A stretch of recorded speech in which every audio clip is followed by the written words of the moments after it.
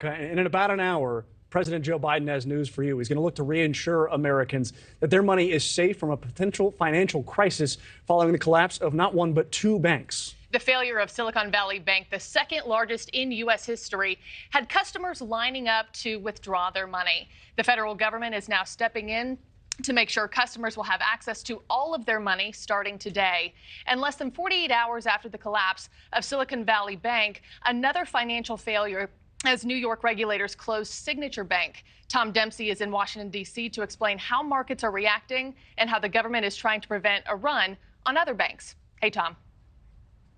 Hey, Mark. Yeah, in just about an hour, we expect to hear more from President Joe Biden about some of the concern and panic out there this morning following the collapse of Silicon Valley Bank and Signature Bank, the second and third largest bank failures in United States history. And in a big development this morning, we've learned that Silicon Valley Bank UK has been successfully sold to HSBC, with the British Treasury chief saying that that will help ensure the protection for depositors. But that all follows other big measures here in the United States to help some customers and prevent further bank runs. But already this morning, we're seeing a lot of reaction to all these moves, with the latest Dow Jones futures showing futures down about 50 points. Again, that's up to the minute right now. But to put this all in perspective for our viewers, Silicon Valley Bank attracted customers, companies, including tech startups, while Signature Bank became popular with the crypto industry.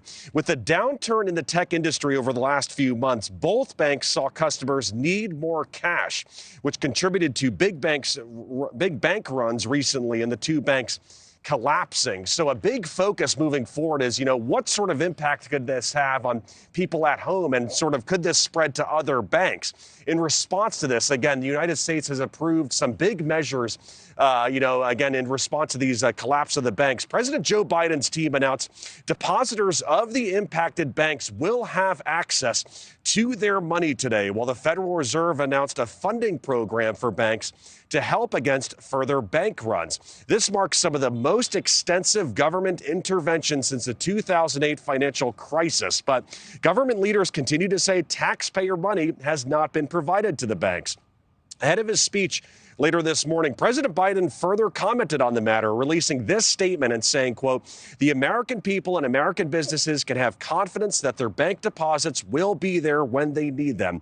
I am firmly committed to holding those responsible for this mess fully accountable, and to continue our efforts to strengthen oversight and regulation of larger banks so that we are not in this position again." And also, again, we expect President Joe Biden to comment on all this in about an hour. Another close thing to watch today will be the New York Stock Exchange, with markets opening at 9:30 a.m. Eastern time. Going to be interesting to see sort of the reaction to all these measures, guys. Yeah, a lot of new developments to come. Tom Dempsey, thank you.